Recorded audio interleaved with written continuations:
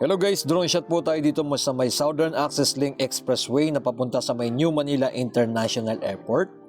At eto na po dito po sa may Navotas at eto po yung tulay na naghahati ng Navotas at ng Manila. Yan, bandang dulo po sa may unahan po dyan, meron na po mga poste na mga nakaready na po yan. Yan, ito po yung isa sa mga magiging bagong expressway ng going to Bulacan at going to Manila. Yan ang ating aabangan. Ay tuloy-tuloy na po ang kanilang mga ginagawa dito. Ipapakita po natin. Umaabot po ng nasa 2,500 meters ang layo mula dito po sa may kalsada papunta dun po sa kanilang mga tinatambak na po. Yan, nandyan po yung mga truck na naka-ready na yan. Ito naman po yung mga naghahakot ng mga lupa at tinatambak dito sa area na to. Pero yung bandang unahan, meron po doon ng mga malalaking barge ay papakita po natin sa inyo. Yan, ito na po yung magiging bagong kalsada po na idinaan po dito sa may dagat po dito sa may Navotas. Salamat sa ating mga viewers, subscriber na lagi nang sumusuporta sa ating channel at tuloy-tuloy ang ating pag-update dito po sa panibagong kalsada po na kanilang ginagawa. Like and comment and share kung ano pong masabi nyo po dito. Yan po yung malalaking truck oh. At ito, palawak na to. At magkakaroon po ito ng tagdadalawang lane ng magiging expressway. Yan. Kagaya po ng Cavitex, nakikita po nyo, di ba, dinaan sa may dagat. Ganun din po mangyayari po dito sa panibagong expressway na mapapabilis po ang magiging biyahe mula Bulacan hanggang dito po sa may Manila. Ayan. Ito po yung mga nakikita nilang solusyon ng iwas traffic dito sa may Malabon, Navotas, ayan, Valenzuela, at going po sa may New Manila International Airport. Ito na po, makikita nyo po. Yan, yung haring araw ay kunting-kunting na pong bumababa, dumidilim na. Dahil hapon po tayo nagpalipad dito. Ayan, no? Tuloy-tuloy pa rin po yung kanilang pagtatambak po dito, no? Ito, pakita natin sa bandang dulo at doon sa may pinakadulo. Umabot po tayo ng 2,500 meters ang layo na yan na inabot natin ng ating drone. Papunta na po yan ng Tanza 2 sa may pinakadulo. At itong Navotas Reclamation na ginagawa ay tuloy-tuloy rin po natin in-update. Yung Navotas Coastal Bay. Ito po yung aking tinuturo mga kababayan. Ayan o. Yung mga malalaking barge dyan. At ito, may naka-ready na po nila. Ayan o, may dalang malalaking bato. At yung kabilaan, yung tugboat ng naghihila dito sa mga barge. Ito, kitang-kita natin, ito po yung inilalapit na nila sa may pinaka-gilid na. Ayan o. Ganito po yung kanilang ginagawa. Kabilaang side, ayan o, binabanggaan lang nila. Itong dalawang tugboat. Ayan, hanggang makarating doon sa may pinakadulo. Ayan, ganito po yung kanilang ginagawa dyan. Para pumihit sa may batuhan. Ayan, may mga tao na rin po naka-ready dyan. Ito po yung tinutukoy ko, mga malalaking bato. Hindi lang po natin alam kung saan pong lugar to nang galing, no? Itong nakukuha nila ng mga malalaking bato na tinatambak na po dito sa kalsada na to.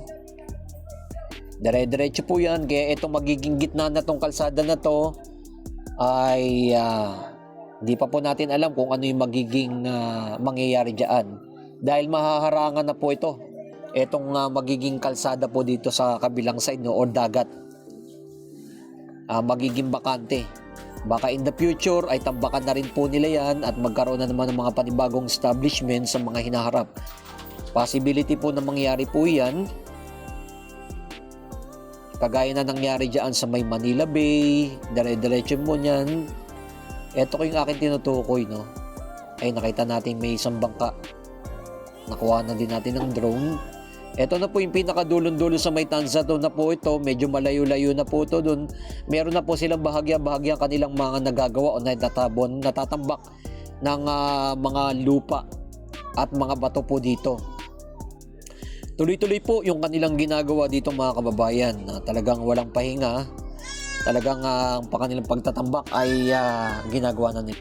Guys, ito na po yung pinakadulo naman po yung ating ipapakita sa inyo na ito na po. At bihira lang po ito talagang makita ng mga tao. Kailangan po talaga ng drone sa mga ganitong sitwasyon. At mabunta doon sa may Nabotas Coastal Bay reclamation hanggang doon sa may landfield, Nabotas landfield. Ito na po, no, dalawang barge makikita nyo po dito. At yan, nagbabagsak na po sila ng mga lupa at ng mga bato po dito. At nandyan yung kanilang bako.